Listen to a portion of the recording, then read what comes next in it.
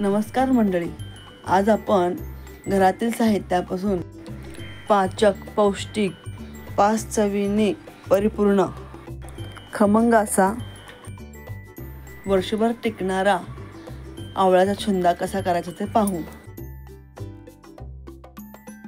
सध्या हिवाळ्यात बाजारात ताजे व रसरशीत असे आवळे मिळू लागलेत। मी पाव किलो आवळे स्वच्छ धुवून पुसून खिसून घेतले।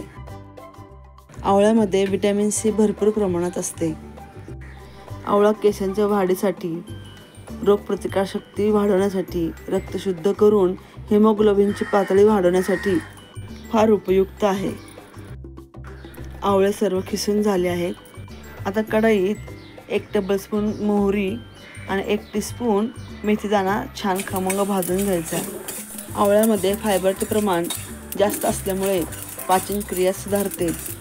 तसेच आवळ्याच्या सेवनाने रक्तातील साखरेची पातळी नियंत्रणात राहते। असा हा बहुगुणी आवळा आहारात असणे खूप लाभदायक आहे। मोहरी छान तडतडली आहे। आता ही मोहरी व मेथीदाणा थंड झाल्यावर मिक्सर जारमध्ये घालून बारीक वाटून घ्यायची। आता ह्या वाटलेल्या मोहरीमध्ये पाव चमचा हिंग, अर्धा चमचा हळद, 2 चमचे लाल तिखट घालायचं, 2 चमचे मीठ घालायचे, 4 चमचे साखर घालायची आणि पुन्हा हा मसाला मिक्सरला वाटून घ्यायचा। हा छुंदा मसाला चमच्याने छान मिक्स करून घ्यायचा। अर्धा मिरच्या धुवून पुसून चिरून घ्यायच्या।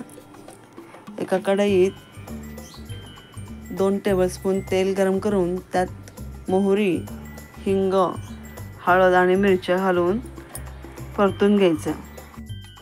मिरच्या जास्त तळायच्या नाहीत आणि लगेच गॅस बंद करून फोडणी थंड झाल्यावर त्यात खिसलेला आवळा घालायचा।